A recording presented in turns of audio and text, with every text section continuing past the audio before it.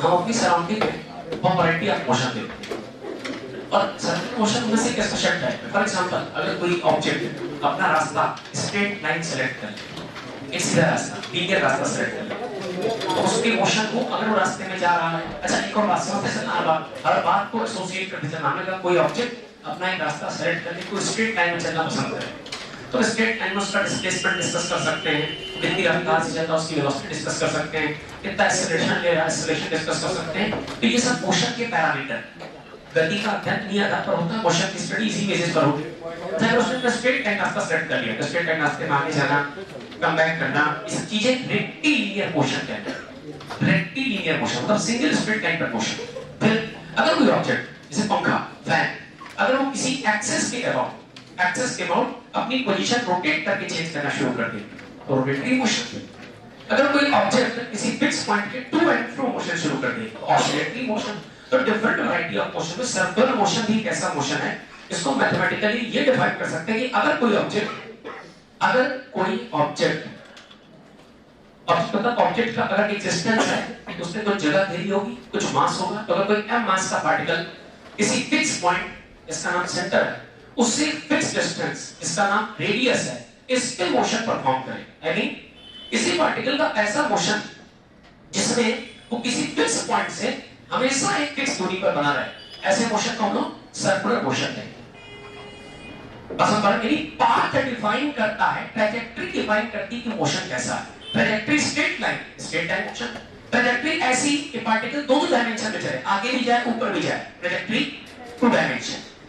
अगर वो स्पेस में ट्रैवल कर रहा, इधर भी जा रहा, left right up down, 3D motion. वैसे अगर किसी फिक्स एक्सिस के अबाउट रोटेट कर रहा, रोटेटरी मोशन। तो ट्रैजेक्टरी डिफाइन करती मोशन कैसा है, ट्रैजेक्टरी कैसी है। आपने कहा ट्रैजेक्टरी एक्चुअली सर्कल की डेफिनेशन है। सर्कल की डेफिनेशन ये होती है कि अगर हम किसी फिक्स पॉइंट से फिक्स डिस्टेंस पर, फिक्स पॉइंट का नाम क्या है, सेंटर, और फिक्स डिस्टेंस का नाम क्या है, रेडियस। किसी फिक्स पॉइंट से फिक्स डिस्टेंस पर अगर हम मोशन स्टार्ट कर दें, यानी फिक्स पॉइंट से हमेशा फिक्स डिस्टेंस पर बने रहें, तो ऐसे पाथ को सर्कुलर पाथ कहेंगे, और ऐसे पाथ पर होने वाले मोशन को हम लोग सर्कुलर मोशन। ठीक, अब जरा सुनो, किसी मोशन के लिए बेसिकली कौन रिस्पांसिबल है। सुनो ध्यान से, आपने कहा सर एक काम करना, हम किसी बॉडी पर जब एफर्ट करते हैं, प्रयास करते हैं, धक्का लगाते हैं, तो हमारा उद्देश्य होता है उसके स्टेट को चेंज करना। भाई न्यूटन साहब का पैराडाइम कहता है कि जो बॉडी जैसी है वैसी रहना चाहती, अपने इनर्शिया को सस्टेन करना चाहती, आलस्य को सस्टेन करना चाहती, आलस खत्म करना, धक्का लगाओ। धक्का लगाओ मतलब फोर्स लगाओ। अच्छा बताओ, किसी बॉडी का मास सपोज करो m है, और इसको हम फोर्स लगा दें, एफर्ट लगा दें, धक्का लगा दें, लॉजिकली समझना। m एफर्ट लगाते हैं, f धक्का लगाते हैं, आप कितना करना है, f बराबर ma।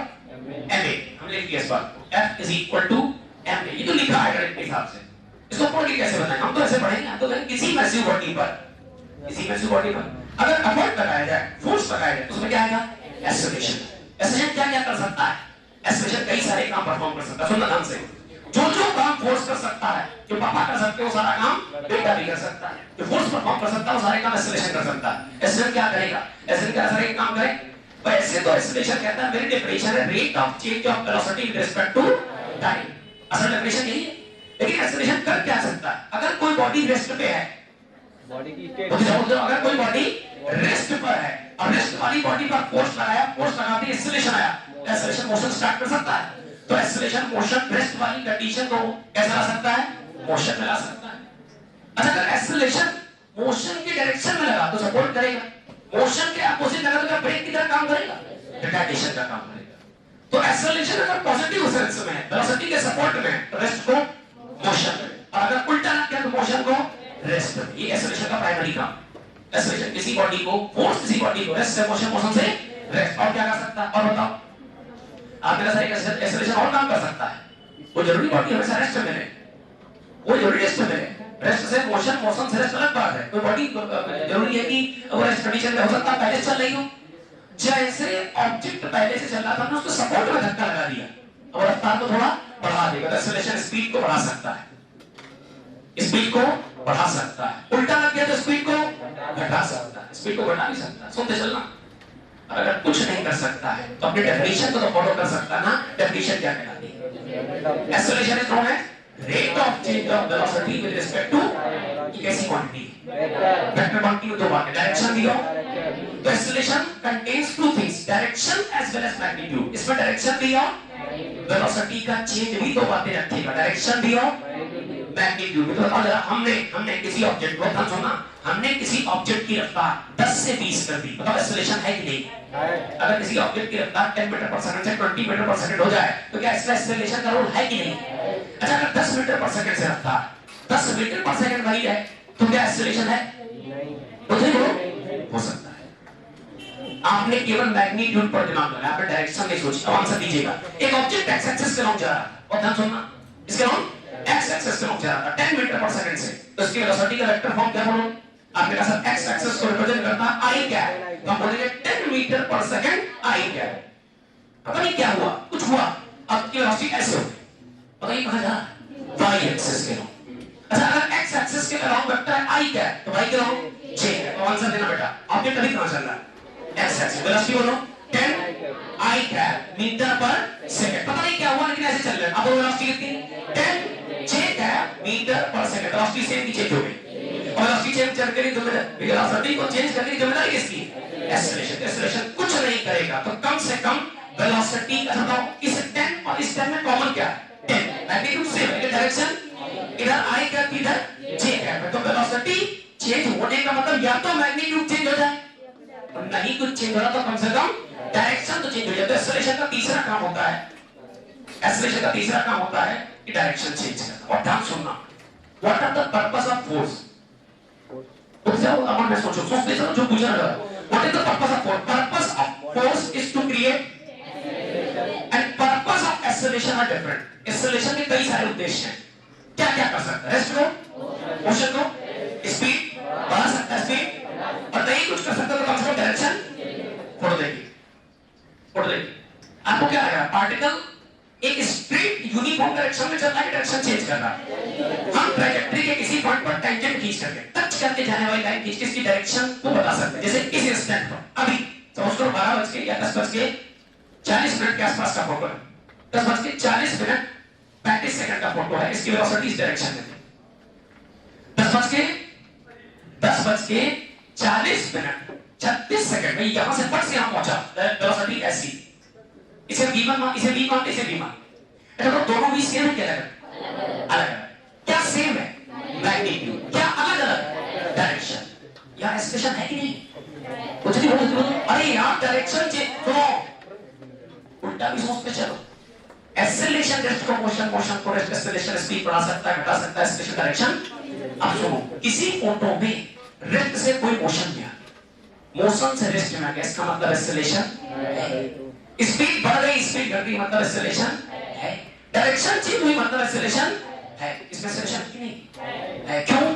क्योंकि ऑब्जेक्ट अपने मोशन की डायरेक्शन को लगातार चेंज कर रहा है। यहां फोटो कैसी होगी? यहां इधर, यहां फोटो कैसी इधर। आपका सर वेलोसिटी का मैग्नीट्यूड तो सिमिलर है, लेकिन वेलोसिटी की डायरेक्शन चेंज होती जा रही है। अच्छा बताओ, एक्सेलरेशन क्रिएट करना, अच्छा एक बात बता दो, एक्सेलरेशन, अच्छा ये तो कंफर्म हो गया ना कि वेलोसिटी वेक्टर क्वांटिटी, चाहे मैग्नीट्यूड चेंज हो चाहे डायरेक्शन चेंज हो जाए, एक्सेलरेशन माना जाएगा।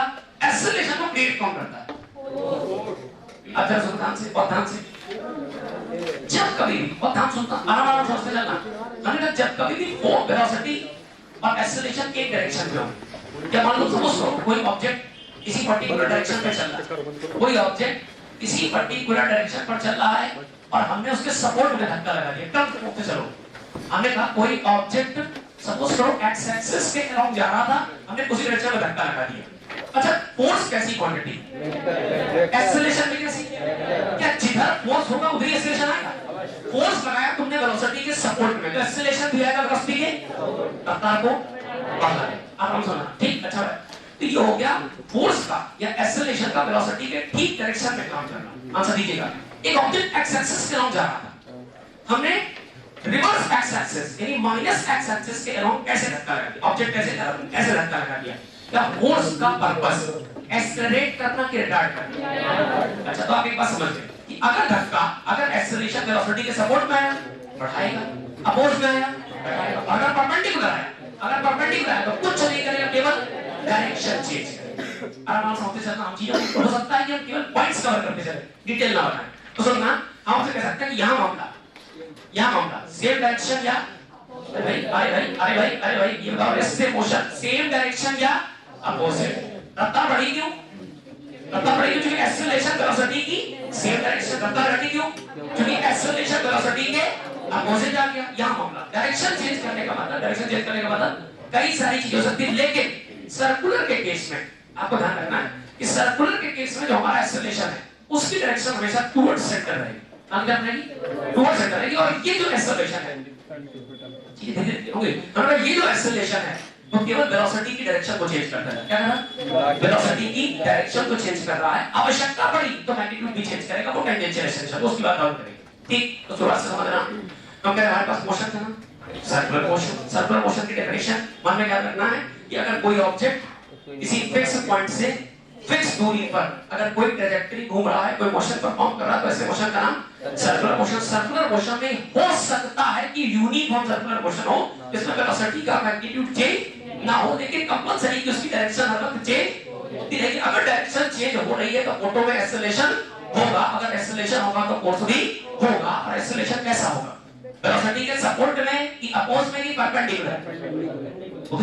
वेलोसिटी के सपोर्ट में कि अपोज में कि परपेंडिकुलर? आपने कहा सर अगर एक्सेलरेशन वेलोसिटी के परपेंडिकुलर है तो वेलोसिटी को ना बढ़ाएगा ना घटाएगा, लेकिन कम से कम वेलोसिटी की डायरेक्शन को चेंज करता है। आंसर दीजिए बेटा। फोर्स भी वेक्टर क्वांटिटी है, एक्सेलरेशन भी वेक्टर क्वांटिटी है। जो डायरेक्शन इसकी वही डायरेक्शन इसकी। Acceleration is directed towards the centre. कहां इधर? Force must be directed towards the centre. जिधर एक्सेलरेशन उधर फोर्स।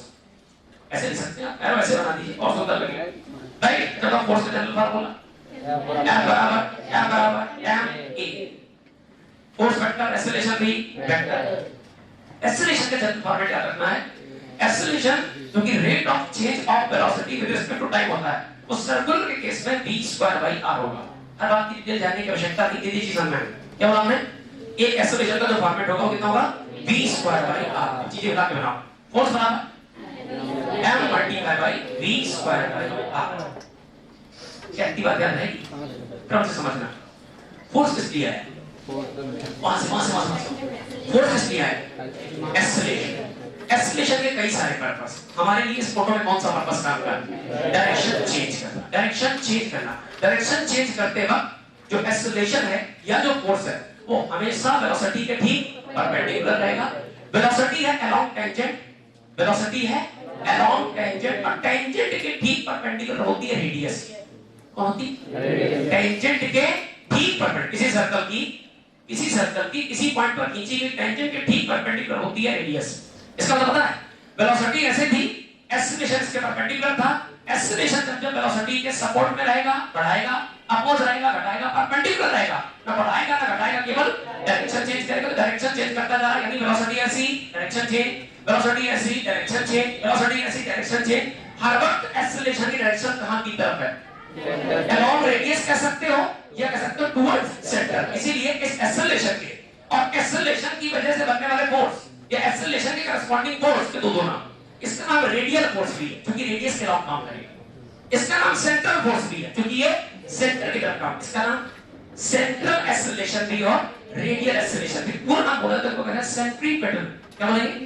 मतलब किसी भी सर्कुलर मोशन को परफॉर्म करते वक्त अगर ऑब्जेक्ट हर वक्त अपनी वेलोसिटी की डायरेक्शन चेंज कर रहा है तो जरूर इसमें कोई फोर्स डायरेक्टेड है जो कि कहां की तरफ काम कर रहा है? सेंटर की तरफ काम कर रहा है। ऐसे फोर्स को हम लोग क्या बोलेंगे? Centripetal force. और फोर्स की वजह से आने वाले एक्सेलरेशन, फोर्स की वजह से आने वाले एक्सेलरेशन का नाम भी होगा सेंट्रीपेटल एक्सेलरेशन। क्या इतनी बातें क्रिस्टल क्लियर हो गई? किसी के मन में कोई समस्या? पक्का? अब जरा एक बात और समझिए। जब भी कभी आप सर्कुलर मोशन, अपनी कहानी चलते कहानी को समझ लो बड़ी ठीक बात है। जब भी कभी कोई सर्कुलर मोशन परफॉर्म होते देखना तो बस मन में एक बात इमेजिन करना कि इस सर्कुलर मोशन को परफॉर्म करते वक्त मन में इमेजिन करो सर्कुलर मोशन परफॉर्म करते वक्त ऑब्जेक्ट यूनिफॉर्म डायरेक्शन में चलेगा, कम से कम डायरेक्शन बदलेगा। डायरेक्शन बदलेगा तो डायरेक्शन के चेंज के लिए कौन रिस्पांसिबल है? तो एक्सेलरेशन क्यों आता है? क्योंकि आपको जरूर उस फोटो में कहीं ना कहीं फोटो में फोर्स पहले से मौजूद होगा। आपको फोर्स अलग से नहीं सोचना, फोटो में फोर्स पहले से मौजूद होगा। एग्जांपल के तौर पर मान लीजिए हमने अपने हाथ से एक थ्रेड लिया, धागा, और धागे की एंड पॉइंट पर एक मेटालिक बॉब या पत्थर बांध दिया और उसको हम ऐसे वर्टिकल सर्कल में घुमाने लगे, ऐसे घुमा। अच्छा, असल में धागा कट जाए तो जो आपका पत्थर है वो टेंजेंशियली भाग जाएगा, रुकेगा नहीं। लेकिन जब तक धागा जीवित है तब तक पत्थर कैसा मोशन परफॉर्म करता है? तो सर्कुलर मोशन में क्या चेंज कर रहा है? डायरेक्शन चेंज करने के लिए क्या चाहिए? एक्सेलरेशन के लिए क्या चाहिए? फोर्स अलग से नहीं आएगा, फोटो मौजूद होगा। फोटो में ऐसा क्या है जो हर वक्त, अच्छा एक बात और बताओ, हम कोरिलेट कर रहे हैं, तो मैं उसी बात पर आ रहा हूं। हम कह रहे हैं कि हमको डायरेक्शन चेंज करने के लिए एक्सेलरेशन चाहिए। Acceleration is directed toward the centre. Acceleration जिस फोर्स से बना, फोर्स भी डायरेक्टेड टुवर्ड द सेंटर, और फोर्स का नाम सेंट्रीपिटल फोर्स है। क्या नाम है इसकी? Mathematical value mass multiply by velocity square upon r, यानी mv स्क्वायर अपॉन r। तो हम कहेंगे हमने किसी स्प्रिंग से, धागे से एक पत्थर बांध के वर्टिकल सर्कल में या हॉरिजॉन्टल सर्कल में घुमाना स्टार्ट कर दिया, तो घूमते वक्त इसकी हर वक्त क्या चेंज होती रहेगी? कम से कम वेलोसिटी की डायरेक्शन, और वेलोसिटी की डायरेक्शन चेंज करने की रिस्पांसिबिलिटी एक्सेलरेशन की रिस्पांसिबिलिटी फोर्स हमेशा डायरेक्टेड होगा टुवर्ड्स सेंटर का नाम centripetal force. Centripetal force photo में अलग से नहीं आएगा, पहले से मौजूद होगा। क्या धागे में टेंशन है?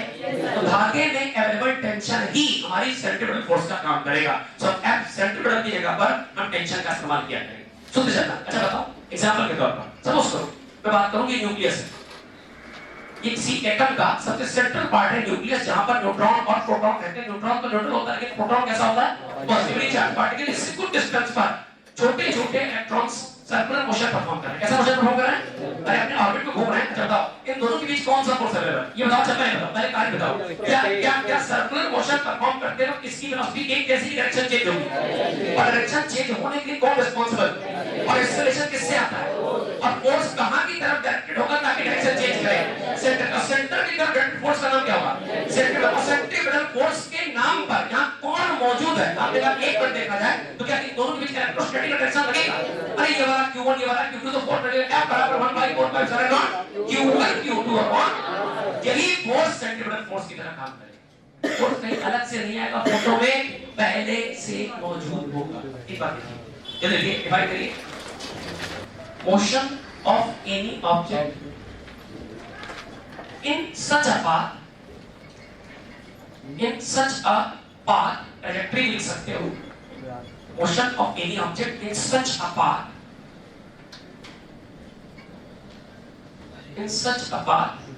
where motion of any object in such a path where its distance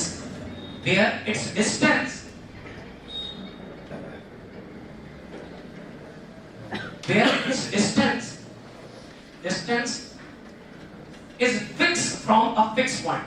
Where its distance is fixed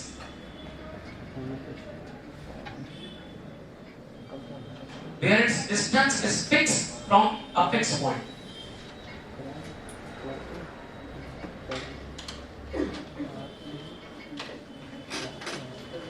Distance is fixed from a fixed point. अच्छा मेरे साथ साथ बोल तो आप नोट कर सकते हैं। अब आप मेरे साथ साथ नोट कर सकते हैं फटाफट, क्योंकि बेसिक करने में कदम लग जाओ भाई।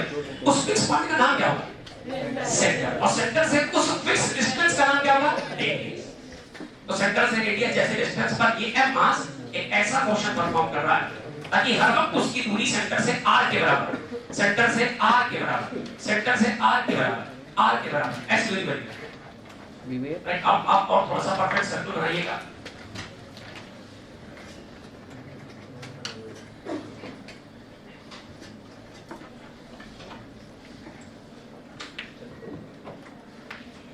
फिक्स पॉइंट से, इसका नाम सेंटर है, एक फिक्स डिस्टेंस पर आपका ऑब्जेक्ट कोई मोशन परफॉर्म कर रहा है। अच्छा, मोशन परफॉर्म करते वक्त उसकी वेलोसिटी अलोंग टेंजेंट होगी। मोशन परफॉर्म करते वक्त उसकी वेलोसिटी हमेशा अलोंग टेंजेंट होगी। मोशन परफॉर्म करते वक्त उसकी वेलोसिटी हमेशा अलोंग टेंजेंट, फटाफट पे चलते जाओ बहुत तेजी में, अलोंग टेंजेंट। तो सुनते भी जाओ, अच्छी ऑडियंस इधर ही अलोंग टेंजेंट होगी। सबसे इंटरेस्टिंग बात इस पूरी फोटो में ये है, इसमें वेलोसिटी दो बातों से बनी है, मैग्नीट्यूड एंड डायरेक्शन। मेरी मैग्नीट्यूड फिक्स हो, कांस्टेंट हो, लेकिन डायरेक्शन लगातार चेंज होती जा रही है। देखते रहना, समझते रहना बेटा। वेलोसिटी इज वेलोसिटी जो कि वेक्टर क्वांटिटी दो बातों से जुड़ी हुई, मैग्नीट्यूड और डायरेक्शन, हो सकता है डायरेक्शन लगातार चेंज हो रही है। अगर डायरेक्शन लगातार चेंज होगी तो भी हमें मान के चलें कि इसमें रोल सारा एक्सेलरेशन का। एक्सेलरेशन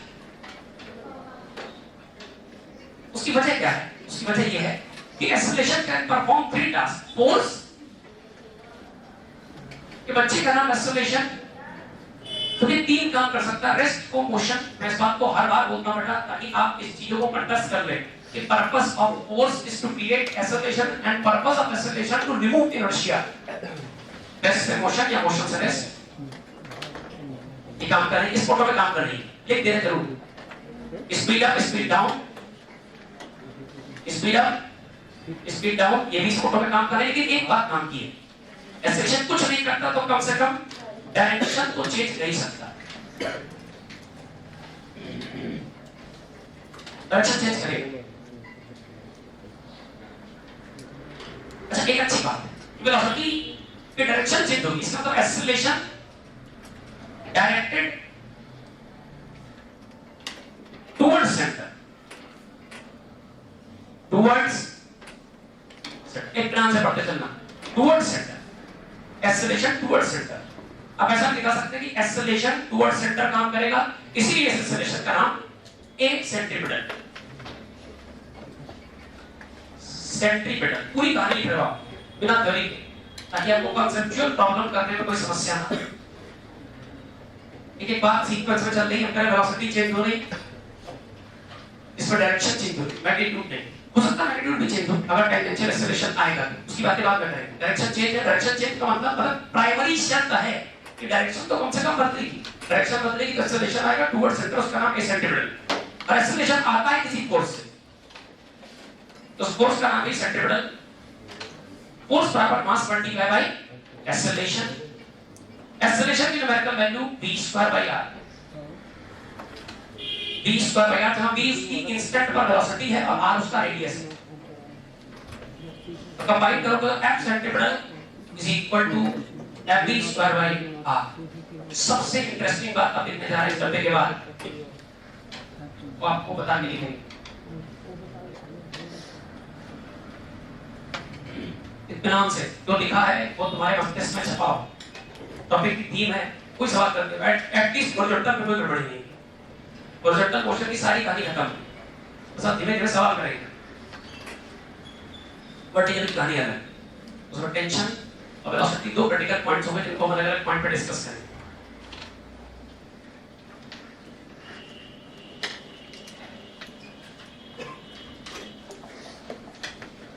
राइट, इतनी बातें डन बेटा।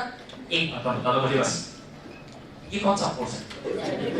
तो नोट करिए ना, इतनी बातें नोट करिए ना। अच्छा, पूरी कहानी एक बार बेसिक बोले तो आप ऐसा चाहे तो बोल सकते हैं कि वेलोसिटी वेक्टर क्वांटिटी दो बातें हैं, मैग्नीट्यूड और डायरेक्शन। सर्कुलर मोशन में लगातार कम से कम डायरेक्शन चेंज होगी ना, और डायरेक्शन चेंज होगी तो इसका मतलब एक्सेलरेशन है, जो कि कहां की तरफ डायरेक्टेड है, उसका नाम एक्सेलरेशन। ऐसे नहीं आता, वो आता है किसी फोर्स, तो फोर्स का नाम भी सेंट्रीपिटल फोर्स। फोर्स बराबर मास मल्टीप्लाई बाय एक्सेलरेशन की न्यूमेरिकल वैल्यू v² बाय उस सेंट्रीपिटल की न्यूमेरिकल वैल्यू बन गई mv² आएगा, जो कि फोटो में पहले से मौजूद होगा।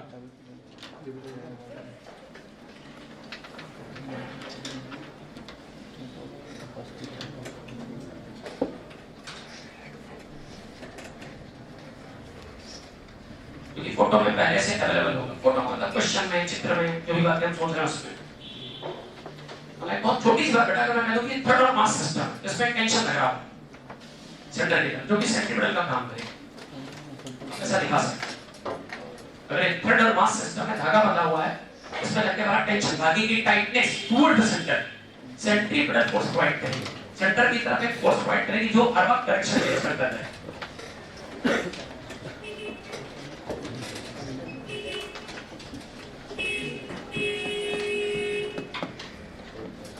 सेंट्रीपिटल फोर्स हमेशा सेंटर के अलोंग लगेगा और वेलोसिटी हमेशा अलोंग टेंजेंट देखो, टेंजेंट और रेडियस एक दूसरे के हमेशा म्यूचुअली परपेंडिकुलर। तो इस बात से प्रमाण मिल गया कि जब भी कभी कोई फोर्स वेलोसिटी के परपेंडिकुलर लगेगा, वेलोसिटी के परपेंडिकुलर, तो कुछ नहीं करेगा तो हम उसको अपनी तरफ खींचेगा, डायरेक्शन चेंज करने की कोशिश करेगा। एक बहुत छोटा सा एग्जांपल है, बड़ा फनी सा एग्जांपल है कि आपके घर में सपोज करो कोई छोटा सा पपी, पिल्ला, और वो बिल्ला एक्चुअली आपसे मान लीजिए भाग रहा है और उसकी गर्दन में पट्टा बंधा, पट्टे की रस्सी बाई चांस आपके हाथ में आ गई तो आप उस रस्सी को से पकड़ लीजिए, ठीक, और डंडा ले लो हाथ और बिल्ले को दौड़ाओ, लेकिन तो मत है।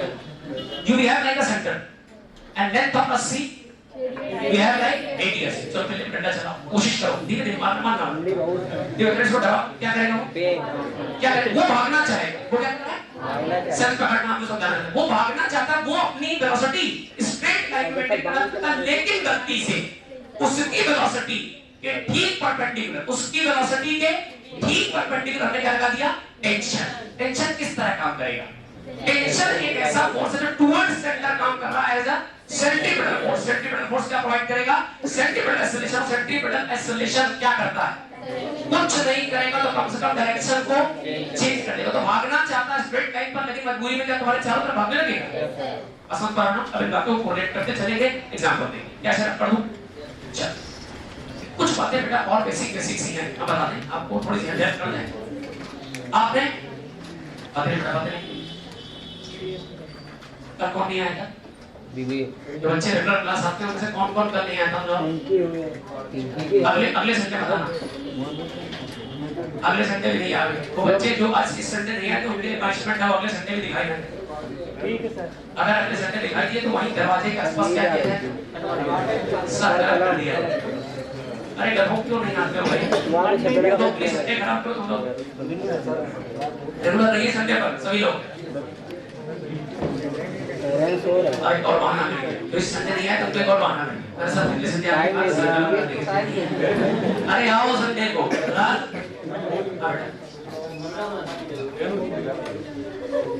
बात भी सही है, क्या तुम लोग बनाना भी जरूरी है व्यवस्थित। अरे जब तो जाते हैं भर जाए यार, मजा आ जाए और क्या, गैलरी भर जाएगा।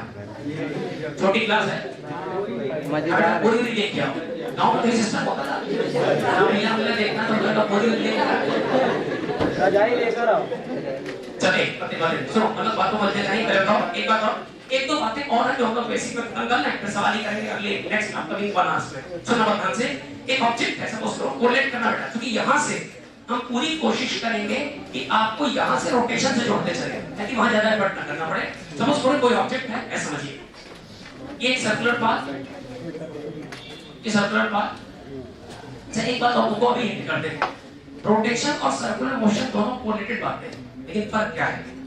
फॉर एग्जांपल के तौर पर सर्कुलर मोशन का डेफिनेशन आपने पढ़ा, चलो वो इस पूरी रॉड की बात करो, छोटा सा कोरिलेशन ताकि तुम्हें ये पता चल जाए कि तो सीख रहे हो क्यों सीख रहे हो। ये रॉड है, इस रॉड की अपनी फिक्स लेंथ है, let us suppose this is L centre.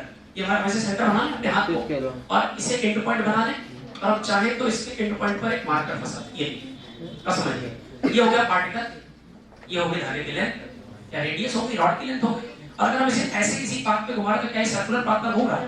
कौन? मार्कर कैसे पाथ पर है? बिल्कुल सही बात। और मार्कर से लेकर हाथ तक क्या एक रॉड बनी है? Rod is composite of different masses. यहाँ तमाम सारे मास, एग्जांपल के तौर पर ये मास है, देखो रेड कलर का ये मास ब्लैक वाला, रेड वाला, ब्लैक वाला, ऐसे करके कई सारे मास हैं। तो अगर मैं तुमसे पूछूं कि रॉड कैसा मोशन कर रहा है?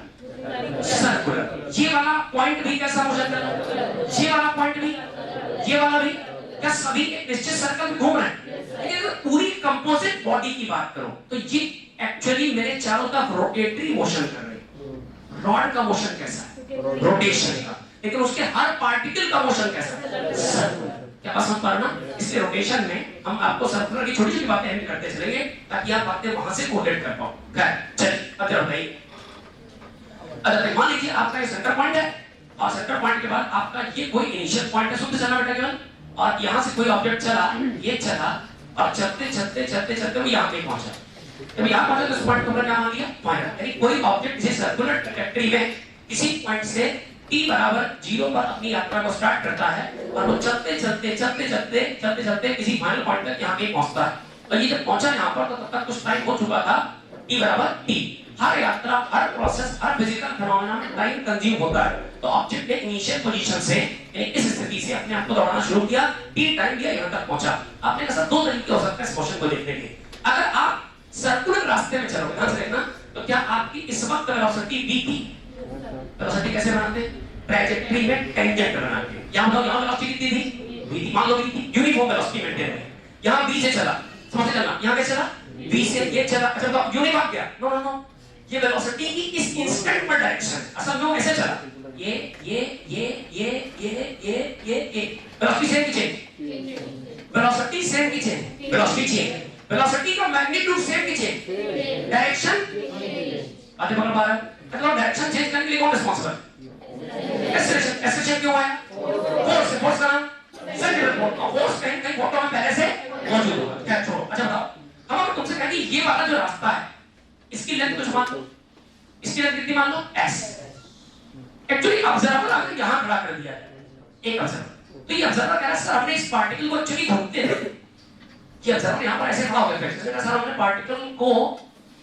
पार्टिकल को चलते देखा, पार्टिकल कितना चला s, किस रफ्तार से v, कितने टाइम में t, आप लिख सकते हो इस बात को, क्या दूरी बराबर 4 गुणे समय, सिंपल सी बात है यार, अरे यार distance equal to speed multiply by, because it is a uniform motion, क्योंकि ये यूनिफॉर्म मोशन, ठीक। अच्छा बताओ एक और बात इससे काफी सर एक बात और मैं, अगर ध्यान से देखा जाए तो अगर ये पार्टिकल इस धागे से एसोसिएट करके देखा जाए तो मैंने इस धागे को, कौन से धागे को, जो सेंटर से कनेक्टेड है, और ध्यान से पकड़ना, आप ऐसा मान सकते हैं कि ऑब्जर्वर कह रहा है कि सर अगर इसे रॉड मान ले, इसे रॉड मान ले, उस रॉड की लेंथ कितनी मान ले r, रॉड की लेंथ एक्चुअली सर्किल के लिए रेडियस का काम कर रही है, तो ऑब्जर्वर का कहना है रॉड का एंड पॉइंट, उस रॉड का या तो एंड पॉइंट मार्कर ये सर्कुलर पाथ पर चला, कितना चला s, और चला गया डिस्टेंस s बराबर speed v multiply by time t, इतनी बात ठीक लगी। अरे बताओ क्या रॉड घूम गई क्या, पूरी की पूरी रॉड की बात करो, क्या घूम गई, तो ऑब्जर्वर का कहना सर रॉड तो घूम गई, हमने कहा कितना घूम, बोलो theta,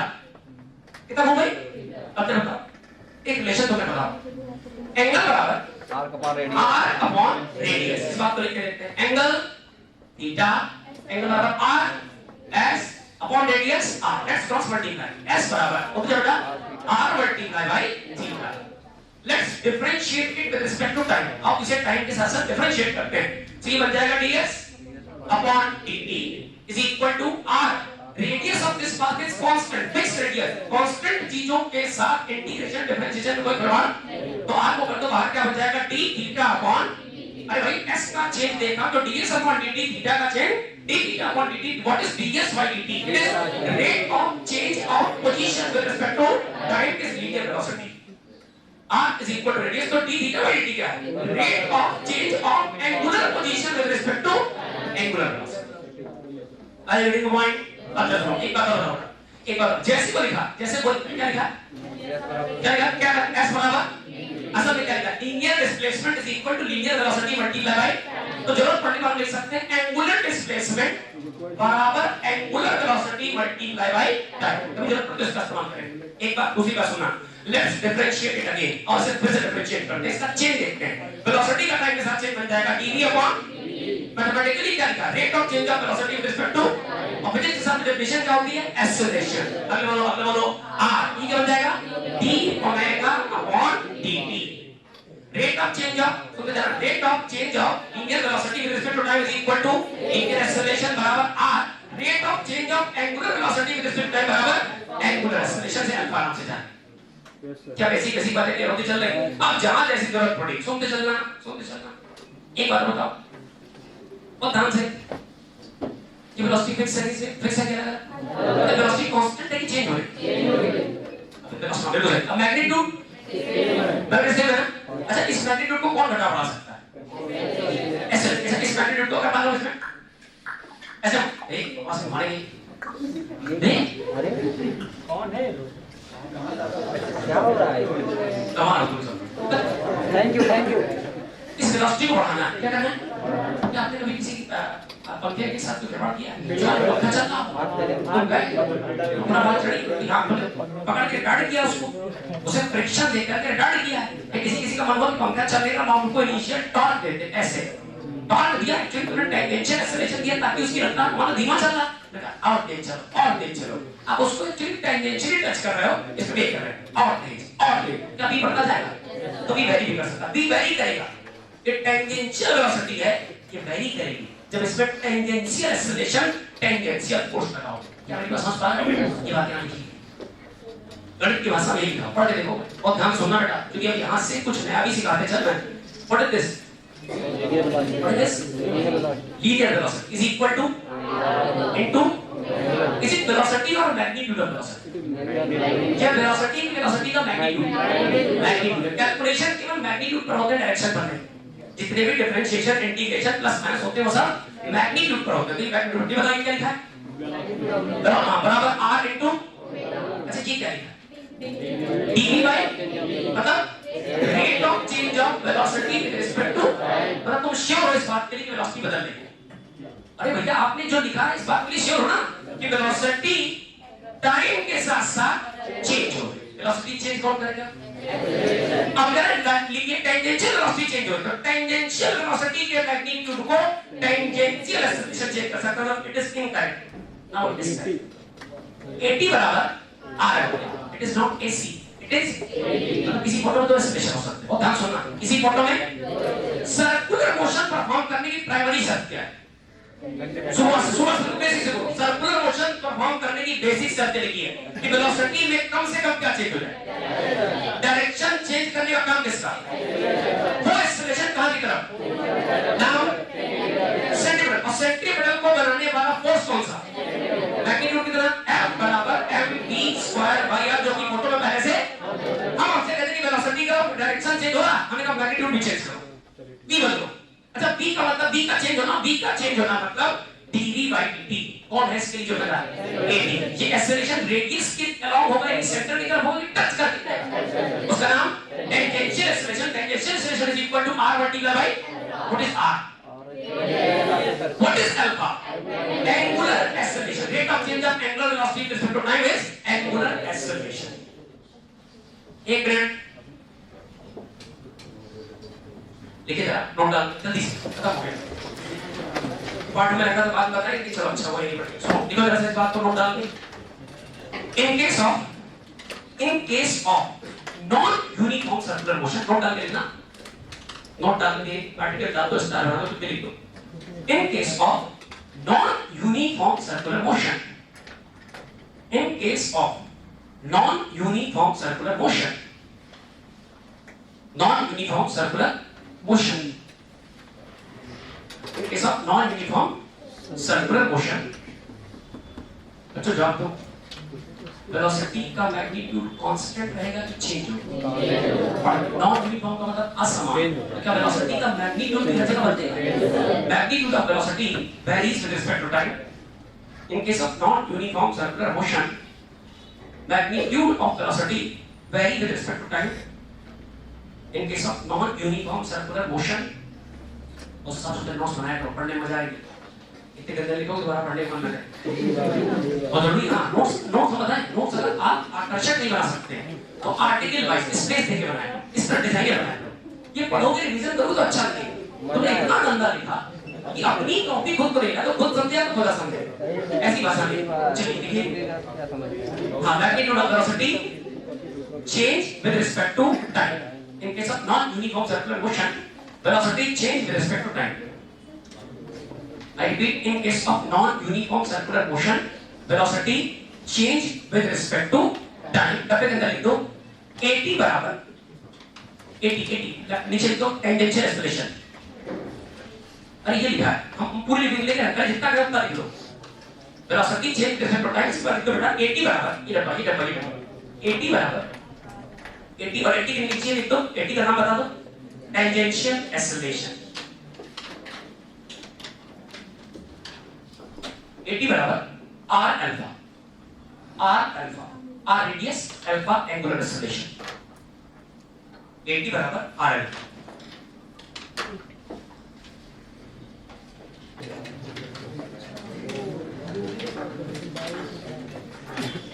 particle of mass, photo देखो, फोटो 2 kg, बिल्कुल नया सवाल। A particle of mass is equal to 2 kg is about to revolve in a radius of 1 meter.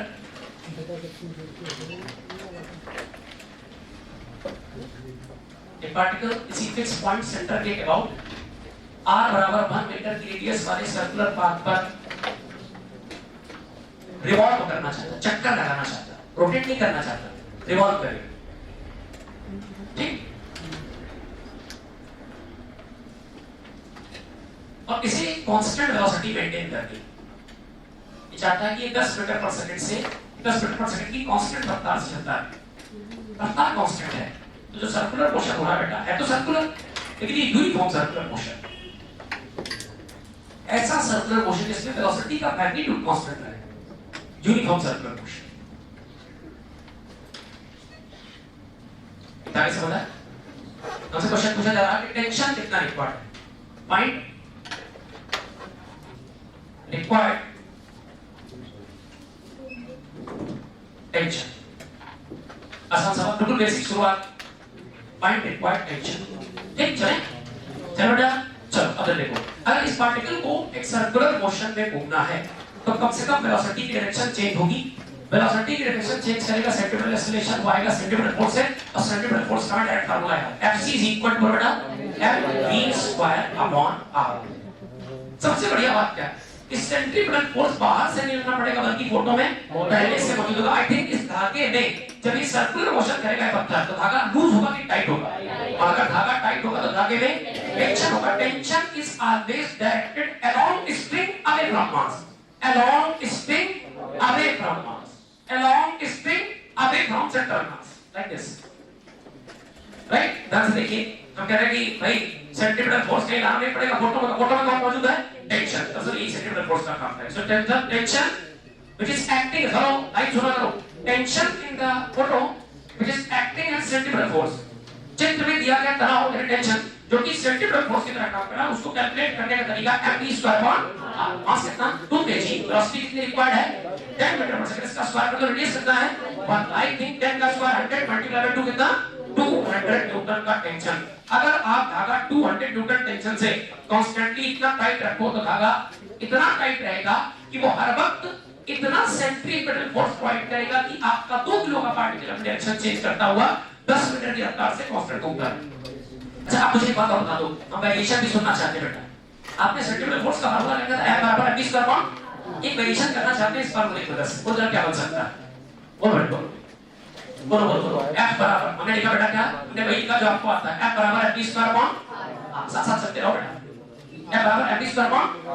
Note करने बिल्कुल मुझे बताओ ना, समझ लेंगे। अगर तो v की जगह क्या रिप्लेस कर दें, अब एक्चुअली लीनियर वेलोसिटी के साथ साथ एंगुलर को भी चर्चा में लिया कि बन जाएगा F बराबर, बोलो बेटा m रहेगा v की जगह r omega whole square upon r। Next होगा, so F = m multiply by r² into omega square upon r से r खत्म, answer F = m r omega square. एक नया फॉर्मेट निकल गया था, वो इसीलिए आप मस्त रखते हैं, इस साइड नोट कर सकते हैं। अगला सवाल, फॉर एग्जांपल तो बहुत बड़ी बात नहीं है, हमने खाली v की जगह r ओमेगा रखा, r से r कैंसिल हो गया, F = m r omega square, format अलग अलग। अब जैसे सवाल उसी के हिसाब से अप्रोच बनाएंगे, जो सवाल कहेगा उसके हिसाब से जवाब देंगे। नेक्स्ट क्वेश्चन, एक और बात बेटा, एक और बात सीखते चलो बेसिक बेसिक बातें। एक और बात आप सुनोगे और ध्यान सुनना, तो ओमेगा है क्या है, क्या है एंगुलर। कोई ऑब्जेक्ट अगर किसी सर्कुलर पाथ पर, किसी साइक्लिक पाथ पर एक कंप्लीट चक्कर पूरा कर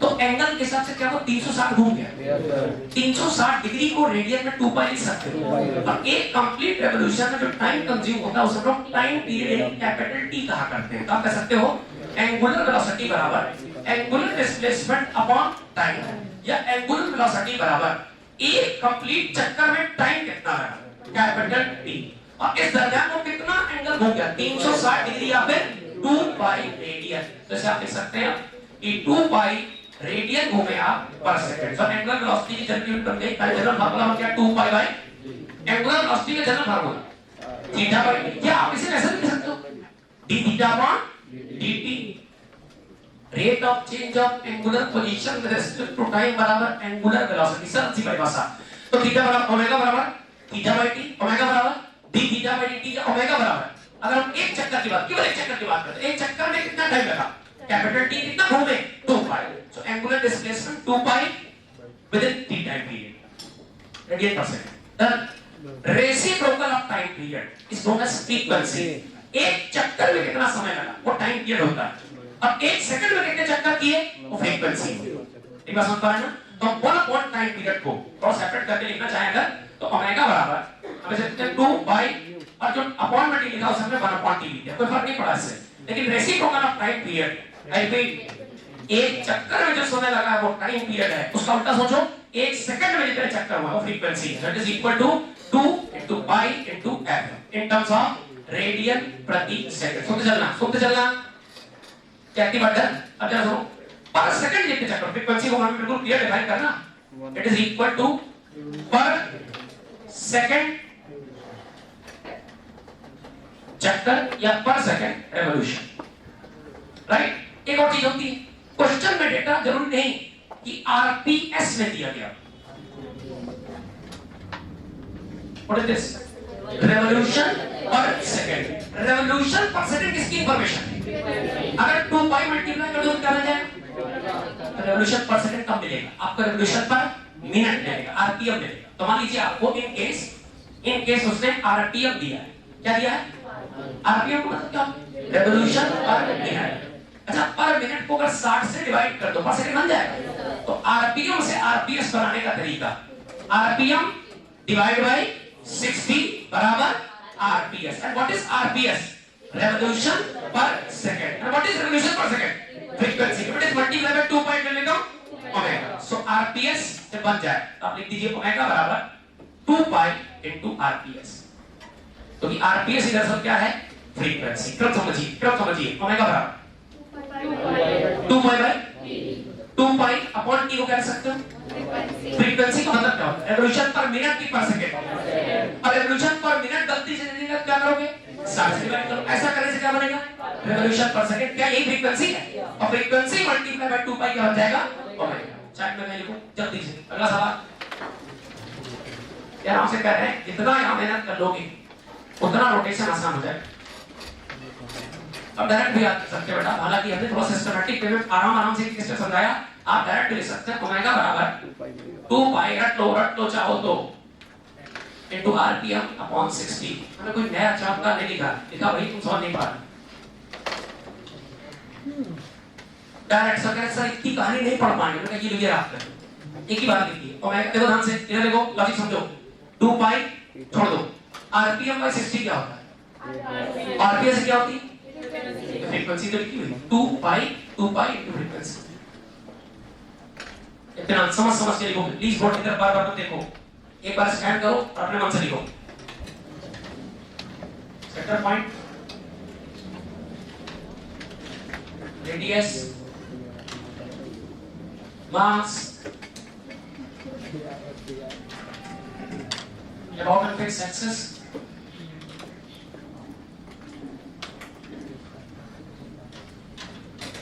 circular path।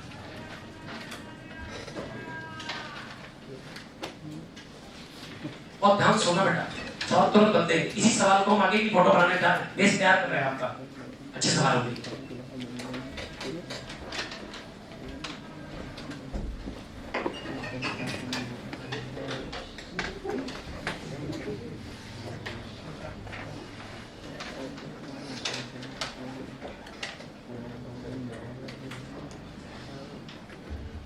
बहुत ध्यान से, कोई जल्दबाजी नहीं करो, बिल्कुल भी जल्दबाजी ना करें प्लीज।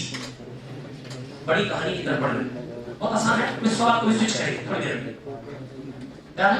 चल हमसे पूछा ना कि धागा कितना टाइट होना चाहिए। अगर ऐसा मोशन परफॉर्म करना है तो धागे में कितनी टाइटनेस रिक्वायर्ड है? धागे को कितना टाइट रखा जाए ताकि कम से कम इतना तो होता ही है। क्या ये पार्ट सभी नोट कर लिया? शाबाश, चलो इसकी इंफॉर्मेशन दी। क्यों इंफॉर्मेशन? अच्छा तो पहले बताओ मोशन कैसा है भाई? सर्कुलर में क्या चाहिए?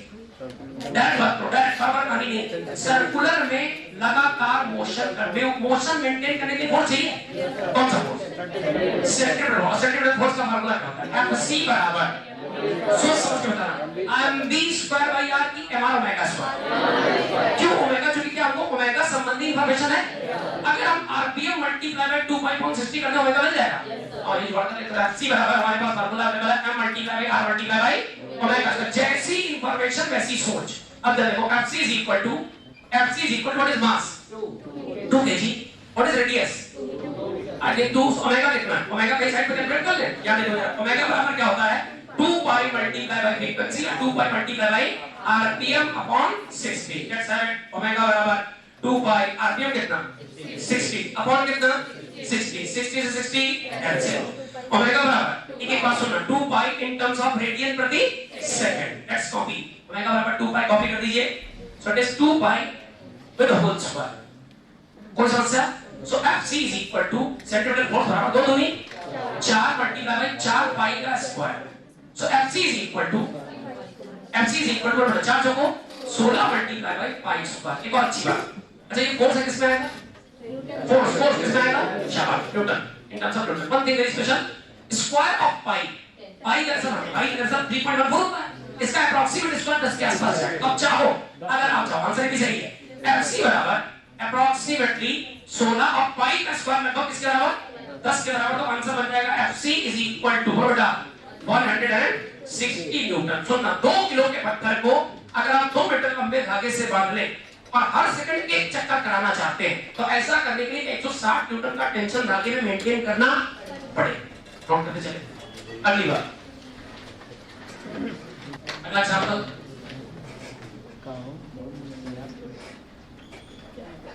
सेंटर पॉइंट R बराबर 2 metre, mass 2 kg is revolving in circular path about an axis with a certain RPM. It is with 60 RPM. And this is the photo of T is equal to 0. इसका जी phone आ गया sir. Phone भाभी का तुम्हें कैसे पता भाभी का phone? तभी से कर गए बात कर तभी बात बता रहे थे। छोटी सी तो क्या करते जा रहे, कैसे होते जा रहे, इतने अच्छे आए तो क्या होते, किसी नजर लगती क्या? आग का पानी लगी और नजर लग गई आपकी हवा लग गई। ये मार दे रहे। चलिए सो बातें प्लीज बातें नहीं चलते जाओ ये नोट हो गया। चलते दो फोटो नंबर 1 T बराबर 0 का फोटो बेटा। और हम दूसरी फोटो देख रहे हैं मार्केट में काम हो गई है T बराबर 2 सेकंड। 2 सेकंड देखो परिवर्तन क्या हुआ। अच्छा मैं बताऊं मास कौन सा पाथ अडॉप्ट कर रहा है? ये रोटेशन नहीं चल रहा है। इसकी ट्रैजेक्टरी देख सकते हो सर्कुलर पाथ पर। ये भी circular we are having today's discussion in boundary of circular motion। सब कुछ सर्कुलर के अंदर जाएगा, इसके बाद ही जाना। अच्छा रेडियस 2 मीटर में 2 किलो का पत्थर बांध के आप उसे 60 आरपीएम से घुमा रहे थे, आपका मूड खराब हो गया। 2 सेकंड में मूड खराब हुआ, आपने इसका आरपीएम 180 पहुंचा दिया। कितना पहुंचा दिया? ऐसा करके और अच्छा ऐसा करने के लिए आपने इसे सेलेक्ट किया होगा। आई थिंक सो आपने कुछ एडिशनल ताकत लगाई होगी, एडिशनल टॉर्क लगाया होगा, एडिशनल सेंट्रिफ्यूगल फोर्स लगाया होगा। ऐसा कुछ किया होगा। आप जुगाड़ करते हैं आंसर दीजिएगा। पहले बताइए, सोच समझ बताइएगा। ओमेगा कितना? सोच कर डिस्कशन करते हैं। जब बाबा एक मिनट रुकना बेटा, अभी क्या निकाला था सोचिए, क्लियर करते हैं। ओमेगा कितना? जो बच्चे तैयार होते हैं ओमेगा निकालना है। थोड़ा सा वेट कर लीजिए, ये बताते हैं। इसके पास ओमेगा है, एंगुलर वेलोसिटी है नहीं? कितनी? और ये पहले का फोटो है। अरे 2 फोटो तो इनिशियल फोटो यहाँ सो ओमेगा इनिशियल फोटो ना 2 पाई इनटू आरपीएम अपॉन 60 से 60 आंसर कितना?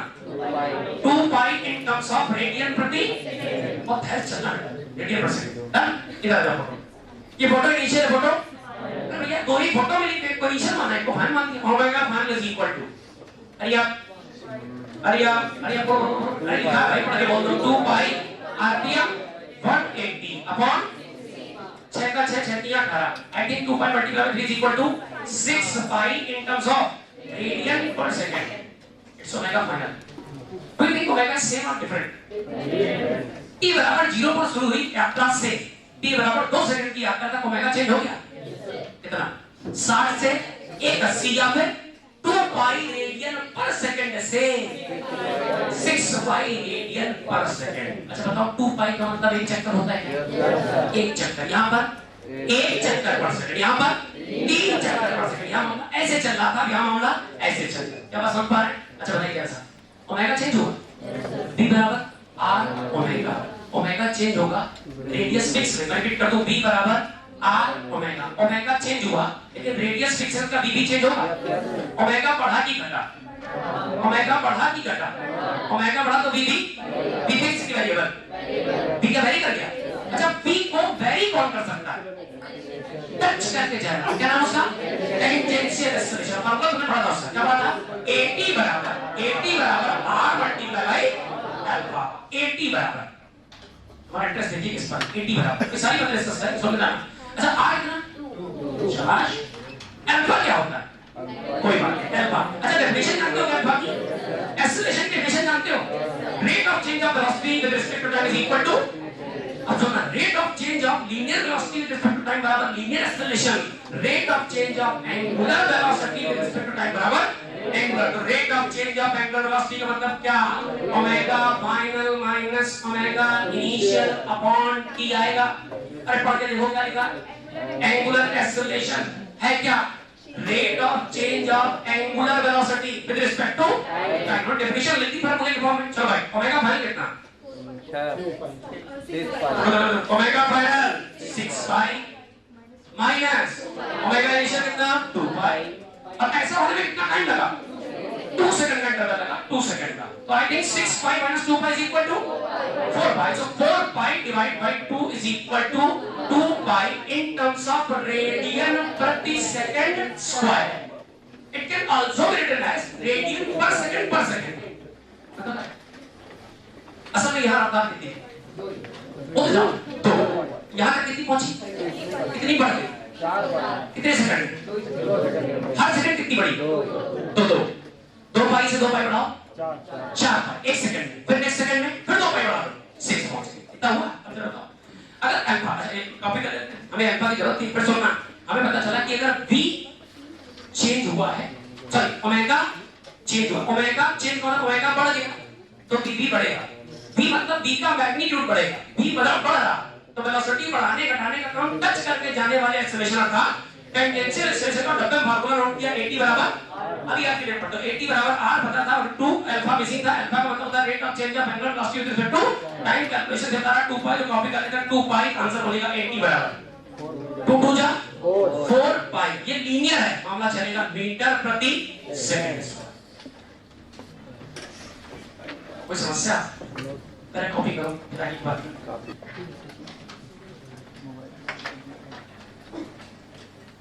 क्या सभी बच्चों नोट कर लो? जल्दी करें।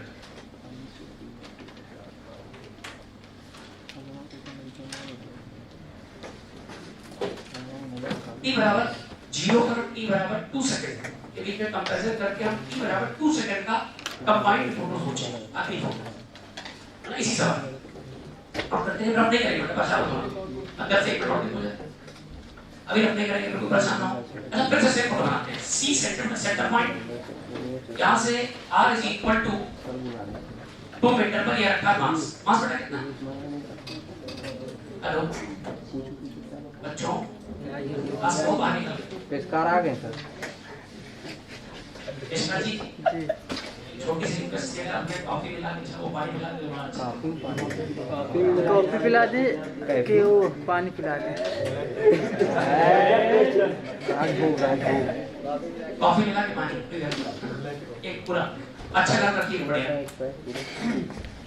चलो आओ, ये बात नहीं मान ले, सेम फोटो कॉपी कर ले। इधर की फोटो दोनों हमने कॉपी कर दी। तो जरा रेडियस कितना, मास कितना, प्लीज समझते चलो, मास कितना, and this is the photo of t is equal to 2 second. सबका फोटो है t बराबर 2 सेकंड। तो अगर इसमें कितने कितने कितने फोर्सेस काम करते हैं जल्दी बताओ भाई। आपने सर एक बात कंफर्म है, अगर पाथ सर्कुलर है तो एक्सप्रेशन कैसे करते हैं? अगर पाथ सर्कुलर है तो पाथ सर्कुलर होने के बाद कम से कम वेलोसिटी चेंज, एक वेलोसिटी का डायरेक्शन चेंज होगा ना, कौन करेगा? कौन सा एक्सेलरेशन? तो क्या इस फोटो में सेंट्रीफ्यूगल एक्सेलरेशन है? थोड़ी देर देखना, अगर नहीं आइडिया कोई बात नहीं सोच सकते हैं। अरे F बराबर MA, फिर सोचता हूँ FC बराबर MAC, और FC का फार्मूला क्या होता है? MB स्क्वायर अपॉन R, और का फार्मूला होता है MR ओमेगा स्क्वायर। कंपैरिजन करो तो क्या मास का कंपैरिजन अगर मास से कर लिया जाए तो सेंटीमीटर एक्सेलरेशन चाहे लिख दो V स्क्वायर अपॉन R और चाहे लिख दो omega R omega square, R omega square. इतनी बात ठीक है? मेरे पास सेंटीमीटर एक्सेलरेशन है कि नहीं? अच्छा चेंज हो बोल तो घूम रहा है इतना कैलकुलेट करो, चाहे जैसे कैलकुलेट करो। t बराबर 2 सेकंड पे कैलकुलेट करना, t बराबर 2 सेकंड। फोटो देखिए ये देखिए फोटो t बराबर 2 सेकंड।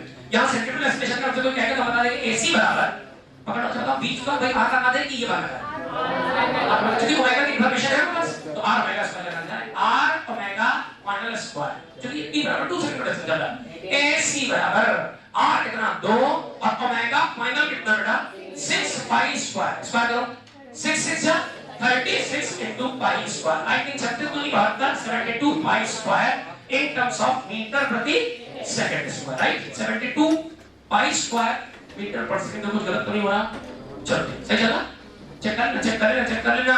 चलो अच्छा, तो सेंटर की तरफ एक एक्सेलरेशन काम कर रहा है कितना? AC बराबर बेटा 72 pi square। अच्छा तो pi square को लिख सकते हो मैंने, ठीक? अच्छा बताओ इस पॉइंट पर या ऐसा कह लें t बराबर 0 से t बराबर t तक तो सेम है कि चेंज? याद करिए बेटा, t बराबर 0 से t बराबर 2 तक कोनो सेम है कि चेंज? क्या चेंज? बोलो आरपीएम का चेंज 60 से 1 ओमेगा सेम की चेंज, आरपीएम चेंज तो और ओमेगा चेंज तो और बी चेंज करने का काम किसका था? इसका। और टेंजेंशियल इसका टेंजेंशियल एक्सेलरेशन है, और टेंजेंशियल एक्सेलरेशन कैसे देता था? a बराबर r अल्फा, रेडियस रखी अल्फा, कैलकुलेट किया change in omega with respect to time से एक्सेलरेशन कितना है? 4 पाई मीटर प्रति सेकंड। इसका टेंजेंशियल एक्सेलरेशन। टेंजेंशियल एक्सेलरेशन कहां काम करेगा? सेंटर की तरफ की टेंजेंट की तरफ टेंजेंट 80 कितना है? 4 pi in terms of society metre प्रति सेकंड। बताओ जरा इस पार्टिकल पर 2 केजी के पार्टिकल पर 2 केजी की बॉडी पर एक साथ कितने एक्सेलरेशन है? क्यों? एक सेंटर की तरफ उसका नाम रेडियल एक्सेलरेशन या सेंटीमीटर एक्सेलरेशन, सही दिखाई दे रहा है? और दूसरा नाम टेंजेंट के अराउंड। आंसर दीजिएगा, ये क्या कर रहा है? ये सर्कुलर पास को सर्कुलर बढ़ेगा। ये क्या कर रहा है? डायरेक्शन। ये क्या कर रहा है? रफ्तार को बढ़ा। तो तुझे पूछूं which one of the following AT और AC which one of the following is responsible for increment in speed? रफ्तार बढ़ाने की तो जिम्मेदार है AT। यहाँ से रफ्तार बढ़ाएगा, ये वाला केवल सर्कुलर पाथ मेंटेन करेगा। आंसर दीजिए AC फिक्स रहेगा कि चेंज होगा? सोच आंसर देना। हम सब कुछ पूछ रहे हैं, कहानी थ्योरी तो मेरे को समझ सकता है। AC फिक्स की चेंज, AC का फार्मूला क्या? AC का फार्मूला क्या? R omega square. R omega square ऐसा है। अच्छा ओमेगा फिक्स है चेंज, ओमेगा चेंज होगा तो AC भी, AC चेंज होता है। अरे यार आंसर दीजिएगा, ऐसे घुमाना, कम सेंटीमीटर फोर्स कम टेंशन चाहिए, ऐसे घुमाना है, क्या वही चाहिए? अब चेंज चाहिए, हमें सेंटीमीटर फोर्स चेंज करना पड़ेगा। एक बात बताओ, तो AC रिस्पांसिबल है सेंटर की तरफ लग करके सर्कुलर पाथ मेंटेन करने के लिए, AT रिस्पांसिबल रफ्तार को बढ़ाने के लिए। किसी एक पॉइंट पर अगर एक साथ दो वेक्टर क्वांटिटी हावी हो जाए, जिनमें से एक वेक्टर A हो दूसरा वेक्टर B हो, तो दोनों का रिजल्टेंट दोनों के बीच से जाएगा और इसके बराबर होगा A रिजल्टेंट बराबर अंडर होगा AC square plus AT square. अरे एक मिनट, हम कहते हैं एक पॉइंट पर दो वेक्टर क्वांटिटी एक का भी इस प्रकार हावी हो जाए कि A और ये A है ये B है, ये बीच में एंगल थीटा है, तो रिजल्टेंट दोनों के बीच से जाएगा। इसके बराबर होगा A square plus B square plus 2AB cos theta. तो क्या एक पॉइंट पर दो वेक्टर एक्टिव हो गए? कौन कौन सा? सेंटीमीटर वाला और टेंजेंशियल वाला। तो दो वेक्टर का रिजल्टेंट कहां जाएगा? दोनों के बीच से जाएगा। तो इस फोटो को फिर से बना सकते हैं कि 2 kg की सेम फोटो बना रहे हैं यहां पर। 2 kg रेडियस की तरफ कौन काम करेगा? रेडियस की तरफ सेंटर की तरफ कौन काम करेगा? 72 पाई स्क्वायर। और टेंजेंट की तरफ कौन काम करेगा? ओके जाओ ऊपर से कॉपी करना 4 पाई। दोनों के बीच एंगल कितना? 90, क्योंकि टेंजेंट और रेडियस हमेशा एक दूसरे के परपेंडिकुलर होती है। सर्किल की फोटो देखना याद रखो, टेंजेंट और रेडियस हमेशा एक दूसरे के परपेंडिकुलर होती है। अगर परपेंडिकुलर तो रिजल्टेंट बीच से जाएगा। रिजल्टेंट का नाम मान लीजिए A फाइनल या A नेट मान लीजिए। A नेट A बराबर कितना हो? बेटा दोनों का रिजल्ट एक वेक्टर दूसरा वेक्टर रिजल्टेंट बीच से, तो A नेट बराबर हेलो अंडर रूट के अंदर पहले वेक्टर का स्क्वायर, ये कौन है? AT, ये कौन है? तो पहले वेक्टर का स्क्वायर प्लस दूसरे वेक्टर का स्क्वायर और प्लस 2 इंटू पहला वेक्टर दूसरा वेक्टर और दोनों के बीच के एंगल का कॉस थीटा कितना? cos 90। तो क्या ये हट जाएगा? तो याद रखें सर्कुलर मोशन में किसी पार्टिकल पर नेट एक्सेलरेशन तो हो सकते हैं। टुवर्ड्स सेंटर सेंट्रीपिटल मस्ट है अलोंग टेंजेंट टेंजेंशियल, कोई जरूरी नहीं। If you need uniform circular motion, यदि आप रफ्तार नहीं बढ़ाना चाहते इसे हटा दीजिए, लेकिन सर्कुलर पाथ मेंटेन रखना चाहते हो तो तुम्हें इसे जीवित रखना पड़ेगा। यही डायरेक्शन चेंज रिस्पांसिबल, यही गुण हुआ, राइट? अच्छा बताएं जरा, तो AC square plus AD square कौन सा ग्रुप क्या आ जाएगा? अंडर रूट के अंदर AT स्क्वायर कितना? 4 पाई का स्क्वायर। AC स्क्वायर कितना बेटा? 72 पाई का स्क्वायर होल स्क्वायर। इन सब जो भी आ जाए मीटर पर सेकंड, सॉल्व नहीं करना है, सबका समझाना, नोट कर ले।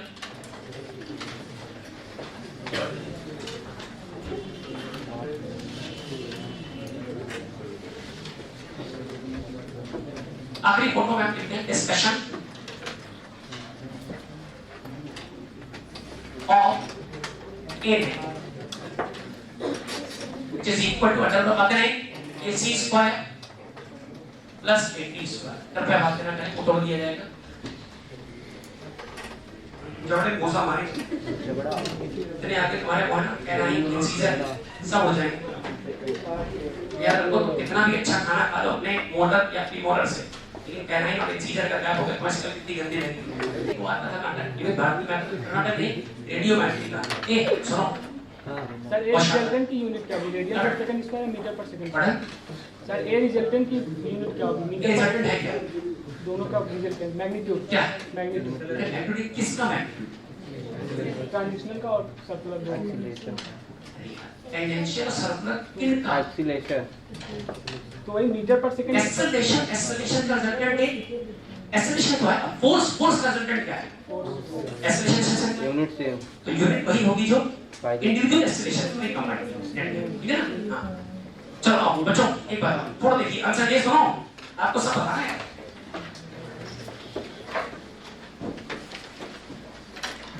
नोट करना तुरंत शुरू हो जाते हैं। बाबा जा रहे हैं बोर्ड, एक मिनट रुक जाए जैसा पेशेंट भी बनाते लगा हो गया है। चेक किया करो ना, क्या फोटो बनने क्या बन गया? राजन क्या ये थोड़ा सा गड़बड़ हो गया नहीं अच्छा यार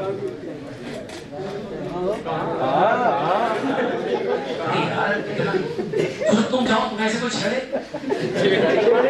नहीं रहे सर, खेलना गलत बात, वो तो प्यार से बोल रहे हैं। वो बात है कि तुम्हें कोई छेड़ना अच्छा लगता बहुत मजा आता है sir.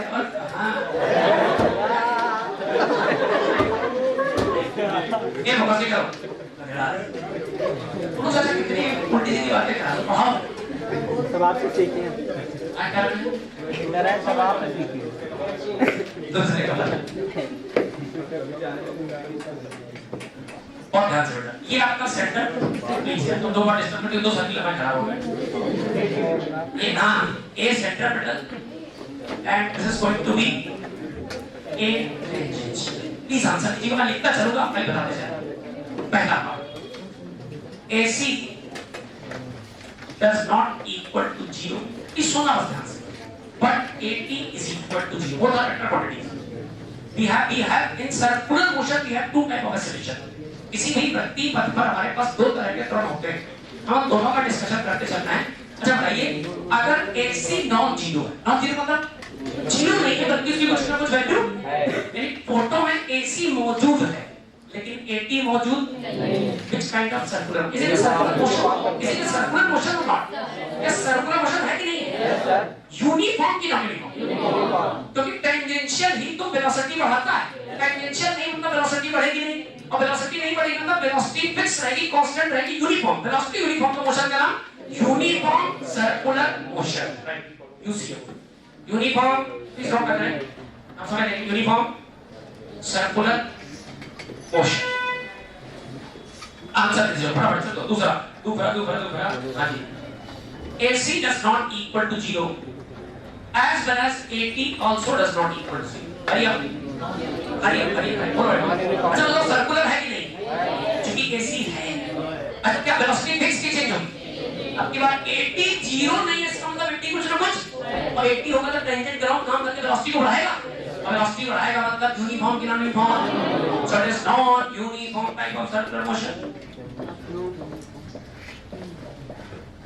Right? Third point, AC AT is equal to, does not equal to 0 but it is equal to 0. Circle है नहीं, सर्कल ही नहीं, क्योंकि सेंट्रीपिटल की व्यवस्था नहीं होगा। काश सेंट्रीपिटल हो तो सेंटर की तरफ कोई लगता तो वेलोसिटी की डायरेक्शन बढ़ रहा था, वेलोसिटी की डायरेक्शन तो चेंज नहीं हो रही, सोचते चलना मतलब सर्कुलर मोशन, और सर्कुलर नहीं है तो फिर कैसा हो सकता है? अब ऐसा मोशन ट्रांसलेटरी मोशन चल रहा है, ट्रांसलेटरी मतलब ऑब्जेक्ट अपनी पोजीशन को चेंज कर, तो सर्कुलर नहीं है, कुछ भी हो सकता है, ट्रांसलेटरी हो सकता है, कुछ भी हो सकता है। हम मान लीजिए आपसे कहते हैं कि अगर ट्रांसलेटरी टाइप का मोशन मान लेंगे, सेंट्रीपिटल नहीं है, ट्रांसलेटरी हो रहा है, और ट्रांसलेटरी में टेंजेंशियल एक्सेलरेशन है, डज नॉट इक्वल टू 0 मतलब होता है, और अगर टेंजेंशियल तो रफ्तार को लगातार बढ़ाएगा। तो पहली बात तो नॉन सर्कुलर मोशन है, जिसमें रफ्तार बढ़ेगी और हमारे डिस्कशन का पार्ट ही नहीं, क्योंकि हम तो सर्कल से कंसर्न होकर के सारी बातें कर रहे हैं। लास्ट पार्ट तो जीरो कर, अभी मोशन की तरह साफ-साफ बता दूं, एनेट बराबर, चौथे में लिखते हैं, एनेट बराबर पेपर में आया, इसके डिस्कस कर दिया, एनेट बराबर AC square plus AT square, right? तो इसी फोटो में अगर एक साथ दोनों चीजें एक्टिव हो जाए, एक साथ दोनों चीजें एक्टिव हो जाए, मतलब A नेट अवेलेबल, प्लीज सुनना बहुत ध्यान से, अगर एक साथ A नेट एक्टिव हो जाए, सवाल आया है, शीट में मिलेगा, अगर किसी एक पार्टिकल पर एक साथ तुम्हें A नेट बना के दे दिया जाए और उसका किसी एक से इंक्लिनेशन सेट करके दे दिया जाए, फॉर एग्जांपल ये थीटा दे दिया, क्या कहूं? अब अगर सब कहना क्या है, फिजिक्स में कोई भी गणना दिखे उसके कंपोनेंट कर लो, चलो इसकी A नेट के कंपोनेंट करते हैं, A नेट का एक कंपोनेंट A नेट का cos थीटा, तो किसको अरेंज करेगा? AC को। A नेट का दूसरा कंपोनेंट A नेट का sin थीटा, जो किसे अरेंज करेगा? AT को। तो AC भी अरेंज होगा और AT भी अरेंज होगा, AC भी मिल रहा है, AT भी मिल रहा है, दोनों अवेलेबल हैं। मेरा तो सर्कुलर है कि नहीं? यूनिफॉर्म की नॉन यूनिफॉर्म, राइट? चल देख लीजिए,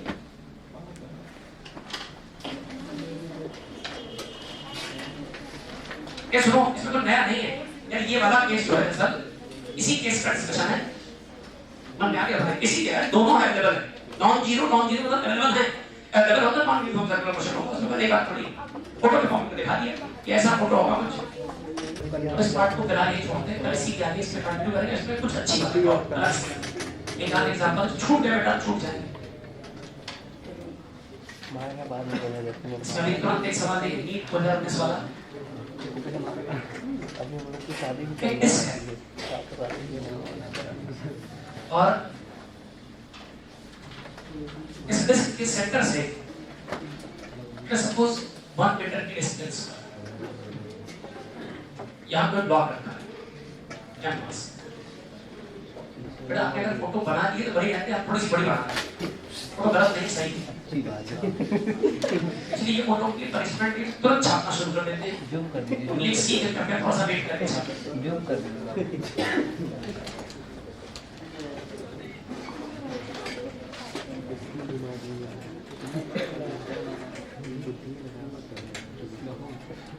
अब ठीक है, सेंटर से 1 मीटर की सेपरेशन पर सपोज करो एक 2 kg का ब्लॉक प्लेस कर दिया जाए, और यहाँ कोएफिशिएंट ऑफ फ्रिक्शन मौजूद हो, u बराबर 0.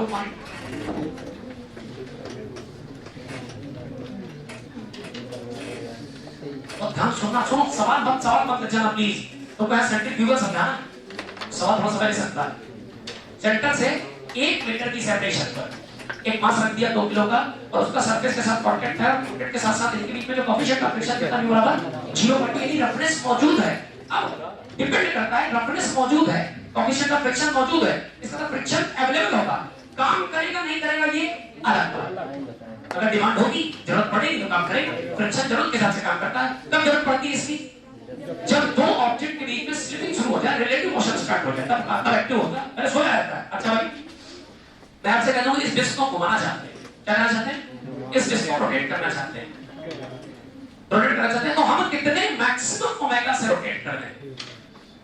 व्हाट इज मैक्सिमम ओमेगा, ताकि ये स्लिप ना करे, without slipping of mass, without slipping of मास।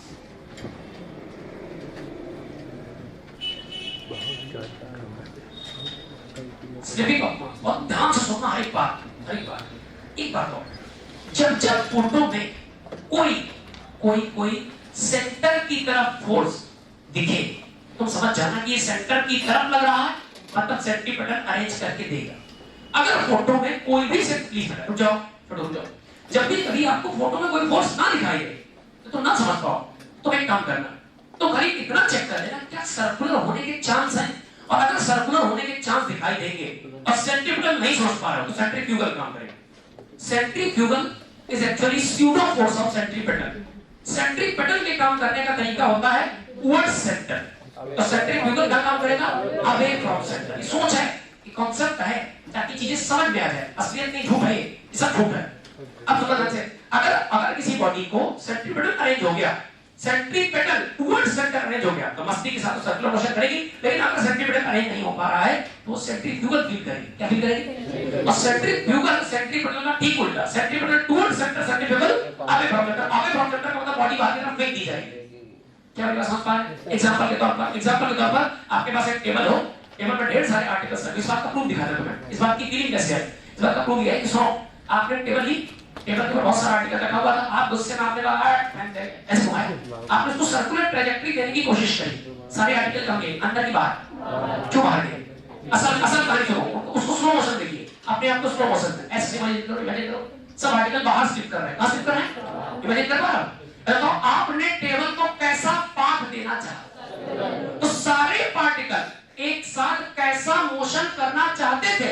सब टेबल पे रहना चाहते थे, सब चाहते थे कि जहां है हर बॉडी स्टेबिलिटी चाहती है, जो जहां वैसा रहना चाहता है। आपने एफर्ट किया सर्कुलर मोशन परफॉर्म करने के लिए, टेबल सर्कुलर पाथ पर आ गई, जितने आर्टिकल्स थे वो भी सर्कुलर पाथ पर आ गए, लेकिन टेबल को सेंट्रीपेटल फोर्स हमने प्रोवाइड कर रखा, अपने हाथों से जकड़ रखा है, यार टेंशन है कि हाथों में फोर्स है, उसको सर्कुलर पाथ पर घुमाने में हेल्प करेगा। जितने आर्टिकल्स ऊपर रखे उनके पास कोई बवाल, उनके पास कोई व्यवस्था नहीं, बेचारे मजबूर है, वो भी चाहते हैं कि टेबल के साथ साथ रहें और सर्कुलर मोशन परफॉर्म करें। अच्छा, सर्कुलर मोशन परफॉर्म करने के लिए अगर उनको सेंट्रीपेटल फोर्स मिल गया, अच्छी बात, नहीं मिला तो सेंट्रीफ्यूगल काम करेगा, और सेंट्रीफ्यूगल का काम करता है सेंट्रीपेटल जैसे towards centre, centrifugal away from centre, सारे आर्टिकल्स पर लगा सेंट्रीफ्यूगल, सब आगे बाहर की तरफ, और सेंट्रीफ्यूगल उन्हें बाहर की तरफ अल्टीमेटली गिरा देगा। सोचो क्या रखना, इतनी बात ठीक है? अब आ जाओ, डिस्क घुमाने जा रहे हैं, इसको घुमाने जा रहे हैं, हमसे कहा कितने मैक्सिमम ओमेगा से घुमाते हैं, कितनी तेज रफ्तार से घुमाते हैं, इतनी तेज घुमाओ कैसा हो जाए, इतनी तेज घुमाओ कि बस जस्ट स्लिप करने वाला, लेकिन स्लिप ना करे। What is omega maximum with, so sorry, without slipping of mass slip ना करने पाए। अच्छा बताओ, धीरे धीरे घुमाओ, बोलो धीरे धीरे घुमाओ, स्लिप करेगा कि नहीं करेगा? और तेज करो, क्या स्लिपिंग टेंडेंसी आती जाए, और तेज और तेज और तेज, या एक टाइम आने तो स्लिप ऑफ कर जाएगा। अब इस बात को समझिए, इसको सेंटर से कितनी दूरी पर रखा गया, एक बात समझना, जूम करके, इसको सेंटर से कितनी दूरी पर, 1 मीटर। डिस्क को क्या दे दिया गया? ओमेगा। क्या डिस्क अपनी एक्सेस के बाद घूमेगी? अच्छा, डिस्क घूमेगी तो उस पर रखा मास भी क्या घूमना चाहेगा? डिस्क कैसे पाथ पर, डिस्क कर रही रोटेशन, क्या ये डिस्क के पार्टिकल की तरफ बिहेव करेगा? तो डिस्क करेगी रोटेशन, पर डिस्क पर रखा पार्टिकल कैसा मोशन करेगा? Circular motion. और सर्कुलर मोशन की प्राइमरी रिक्वायरमेंट क्या है? Centripetal force. और सेंट्रीपेटल फोर्स कहीं से लाना नहीं पड़ेगा, बल्कि फोटो में पहले से मौजूद होगा। बताओ, सुनना बहुत ध्यान से, हमें चाहिए सेंट्रीपेटल फोर्स, और सेंट्रीपेटल फोर्स का फार्मूला होता है mv²/r, लेकिन b की बात ही नहीं कर रहा, वो तो ओमेगा की बात कर रहा, हमें लगा के दूसरा वाला m × ओमेगा स्क्वायर, राइट? अच्छा बताओ, क्या कोई है धागा बंधा है क्या? जितना मुझे पता है, धागा बंधा है? धागा अगर नहीं, कहीं डिस्टर्ब दिखाई गई है ना, धागा है ना, किसी ने पकड़ रखा, कुछ नहीं, क्या करेगा? मजबूर है, इसको इसकी चाहता है, ये सर्कुलर पार्ट पर घूमना चाहता है, इसको सेंट्रीपेटल फोर्स की डिमांड है, लेकिन डिमांड सप्लाई करने वाला कोई फोर्स पहले से मौजूद होना चाहिए। हम कहते हैं यहाँ कोई नहीं है, अगर कोई नहीं होगा, प्लीज सुनते चलना, कोई नहीं होगा तो सेंट्रीपेटल महसूस करेगा कि फ्यूगल सेंट्री कहां दिख रहा, towards centre away from centre. तो क्या ये सेंटर से अवे स्लिप ऑफ करना चाहेगा? आप देखो जरा, जैसे स्लिप ऑफ करना चाहेगा तो यहाँ पर अवेलेबल फ्रिक्शन एक्टिव हो जाएगा जो कि स्लिपिंग टेंडेंसी का अपोज करेगा। तो स्लिपिंग टेंडेंसी सेंट्रीफ्यूगल की वजह से कहां की तरफ बाहर, तो फ्रिक्शन कहां लगेगा अंदर की तरफ। अब देखो सारी बातें क्लियर हो गई, सारी बातें फ्रिक्शन अंदर की तरफ काम करेगा। असल में इस फोटो में अवेलेबल फ्रिक्शन फोर्स कहां की तरफ अरे फ्रिक्शन स्लिप ऑफ टेंडेंसी कहां थी, तो फ्रिक्शन कहां एक्टिव हुआ अंदर की तरफ एक्टिव फ्रिक्शन, यही फोटो में मौजूद फोर्स है। और जो फोर्स फोटो में मौजूद होगा वही इसकी व्यवस्था करेगा, तो सेंट्रीपिटल की व्यवस्था कौन कर रहा है फ्रिक्शन फोर्स। तो इन दोनों सरफेस के बीच में अगर फ्रिक्शन फोर्स ही आपको सेंट्रीपिटल अरेंज करके देगा। क्या मेरी बात बिल्कुल डीप तक समझ आई, कोई समस्या अब बताइए। सर्कुलर पार्ट का घूमना सेंट्रीपिटल फोर्स तैयार, अच्छा बताओ और घुमाओ और घुमाओ और घुमाओ। सेफ्टी के लिए क्या चाहिए आपके पास, सेफ्टी के लिए आप जितनी रिक्वायरमेंट है सेंट्रीपिटल जिसकी डिमांड है आपको सर्कुलर पाथ कराना है, सर्कुलर पाथ में घुमाने के सेंट्रीपिटल चाहिए, सेंट्रीपिटल सेंटर की तरफ लगेगा, सेंटर की तरफ लगने वाला फोर्स फ्रिक्शन फोर्स है। फ्रिक्शन फोर्स का कहना है मेरी एक औकात है, फ्रिक्शन कहता साहब मेरी एक औकात, कितनी औकात है फ्रिक्शन की आपको पता है, मैक्स एफएस मैक्स। हमने कहा देखो भाई एफएस मैक्स कितना बता दो अपना, कहते हैं सर हमारा एफएस मैक्स है, एफएस मैक्स बराबर mu multiply by N. Mu कितना 0.2 multiply 0.2 multiply what is N, नीचे कौन mg ऊपर कौन n, mg ने किया प्रेसिंग एक्शन मिला इक्वल अपोजिट नॉर्मल, तो n बराबर क्या 2g हो जाएगा, और 2g का मतलब 20 होता है, 2 मल्टीप्लाई बाय g का मतलब 2 मल्टीप्लाई बाय g की जगह 10 तो बन जाएगा 20, 0 बटा डेसिमल का बन जाएगा 2 दूनी। इन दोनों के बीच में मैक्सिमम पकड़ कितने की मौजूद है, इतनी तेज घुमाना की पकड़ बनी रहे। तो घुमाने के लिए क्या चाहिए सेंट्रीपिटल, और घूमने में सपोर्ट कौन कर रहा है फ्रिक्शन, और फ्रिक्शन कितना है 4 न्यूटन। बताओ क्या सेंट्रीपिटल फोर्स सर्कुलर पाथ पर घूमने की डिमांड है, और क्या फ्रिक्शन उस डिमांड को कंप्लीट करने की तैयारी है। अच्छा बताओ क्या बड़ा हो तो काम चल जाएगा। अगर सेंट्रीपिटल की डिमांड ज्यादा है 8 न्यूटन चाहता है, लेकिन फ्रिक्शन की औकात 4 न्यूटन, सर्कुलर पाथ कंटिन्यू रहेगा टूट जाएगा। तो अगर फ्रिक्शन 4 न्यूटन और घूमने के लिए चाहिए 3 न्यूटन, क्या व्यवस्था हो जाएगी, दिक्कत कोई हो जाएगी ना। इसका मतलब पता है आपके जो सेंट्रीपिटल की डिमांड, मैं इसको लिख रहा हूं ऐसे इस भाषा में, सेंट्रीपिटल की डिमांड फ्रिक्शन फोर्स के मैक्सिमम फ्रिक्शन के या तो बराबर हो या इससे कम हो, काम चल जाएगा।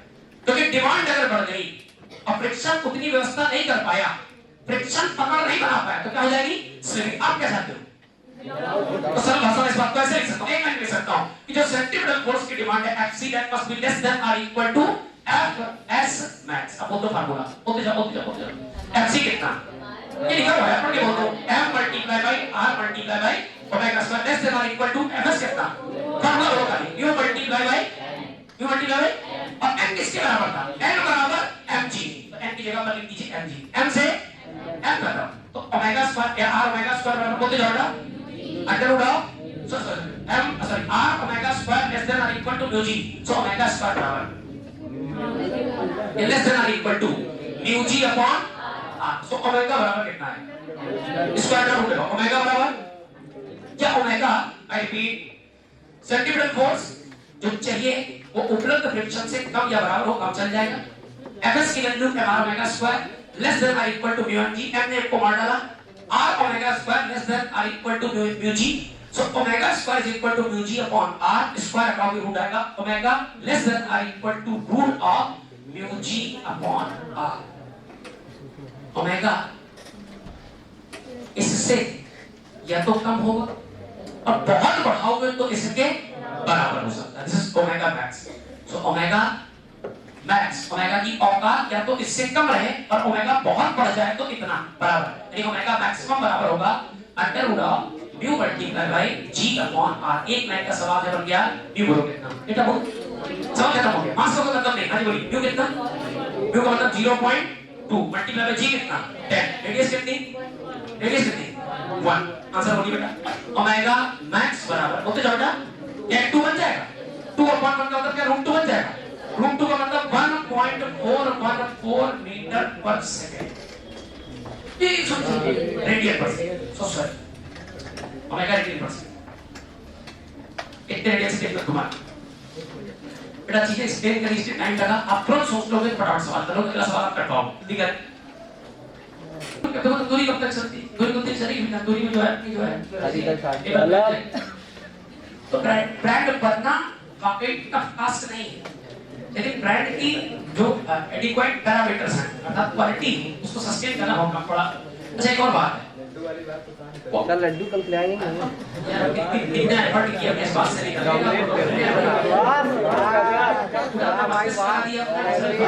टॉपिक्स बात निकल जाए, लेकिन तुम यार भाई बस ये गलत तरीका है। खिलाएंगे कि नहीं सर कल? हम कंजूस होते हैं, ऐसे ही मत करते हैं। ट्यूशन लो कंजूस नहीं सर, और बात करो यार, खिलाएंगे आपको लड्डू, लेकिन सिलेक्शन के तब दुकान पे लेकर बैठाते। अरे कल सर कल की बल्कि जगह आगरा वाले मन नहीं रहेगा, मन ही नहीं करेगा तब लड्डू नहीं कराए थे पर सुधर जाओ, हाथ पर तोड़ दे। सुनो कल खिला दीजिए तो सुधर जाए। बेटा खाली शर्त लिख के दिखाओ। अब बेटा उतनी लंबी कहानी समझाई, एक लाइन की शर्त बताओ इसकी। डिस्क को मान लीजिए घुमा, 20 वाले ध्यान से डिस्क किस घुमाएंगे? एक सुनते जाओ बेटा, सुनते जाओ प्लीज प्लीज प्लीज प्लीज, बातें नहीं और नोट करना बंद कर दे। सुनिए ध्यान से, कोई एक सर्कुलर डिस्क है, डिस्क के ऊपर एक मास बेस है, मास और सरफेस के बीच का जो कोएफिशिएंट ऑफ फ्रिक्शन कितना है? q, और इसको r रेडियस के सर्कुलर पाथ पर रख दिया गया है। अच्छा डिस्क घुमाओ, केवल डिस्क घूमेगी, मास घूमेगा, डिस्क घूमेगी, मास घूमेगा। क्या मास का कनेक्शन सेंटर से है? मास का कनेक्शन सेंटर से है क्या? कहां है सेंटर से यार? नहीं ना, तो क्या सेंट्रीपेटल लगेगी कि पहले फ्यूगल लगेगी?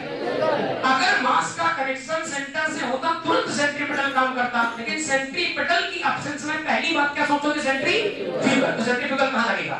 Towards centre, away from centre. और जैसे फ्रॉम सेंटर लगेगा तो क्या स्लिपिंग टेंडेंसी आ जाएगी? तो जो फ्रिक्शन अवेलेबल होगा वो स्लिपिंग टेंडेंसी का अपोज करेगा। स्लिपिंग टेंडेंसी बाहर तो फ्रिक्शन का एक्टिव हो जाएगा अंदर। आप इसी बात को अपनी भाषा में क्या बोल सकते हो? सर अगर ये सर्कुलर पाथ तय करेगा, इसको क्या चाहिए? अरे नो भाई, सर्कुलर पाथ परफॉर्म करने के लिए क्या चाहिए? सेंटीमीटर, जो कि फोटो में पहले से कौन है? फोटो में कौन है? फ्रिक्शन। तो सेंटीमीटर फोर्स की व्यवस्था फ्रिक्शन करेगा। अच्छा फ्रिक्शन क्या एक बार पूरा लग जाता है कि जितनी इतनी जरूरत उतना लगता है? इसका ये वेरिएबल, ये भी वेरिएबल होगा अर्थात सेंटीमीटर। अच्छा एक बात और बता दूं जी, क्या डिमांड, ये सप्लाई। अरे भाई इसकी एक औकात है, अगर आप बहुत तेज घुमाओगे तो फ्रिक्शन है भैया, हमारी औकात है, हमारी औकात से ज्यादा मांगो हम दे नहीं पाएंगे। सेंटीमीटर क्या कर सकता है? सेंटीमीटर बदल सकता है, ओमेगा बढ़ाते जाओ सीट बढ़े। तो सेंटीमीटर फोर्स चाहिए सर्कुलर पाथ पर घुमाने के लिए। फोर्स जो बॉटम पहले से उसका नाम फ्रिक्शन फोर्स। एक आखिरी बात कहते जा रहा है बेटा, सेंट्रीपेटल जो रिक्वायर्ड है वो अवेलेबल फ्रिक्शन से हमेशा कम या बराबर कम रहे या मैक्सिमम में बराबर हो जाए। FC लेस देन और इक्वल टू FS, FC की वैल्यू MR लेस देन और equal to mu multiply by LG। M से M कटेगा, बाकी सारी कहानी आपको मालूम है। एक क्लास में 2000 में आखिरी सवाल बेटा, आखिरी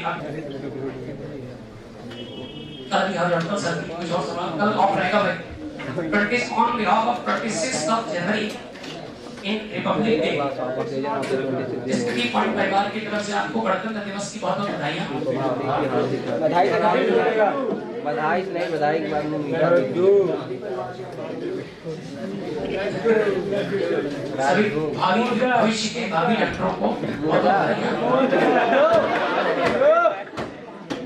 मैं हिंदी बिल्कुल नहीं आती, भावी बोला तुम भावी सुनाई दिया, सोच देखो तुम शायरी सुना दीजिए। अरे पवित्र रास्ता सुन लो। क्या हो गया है? 2019 आखिरी सवाल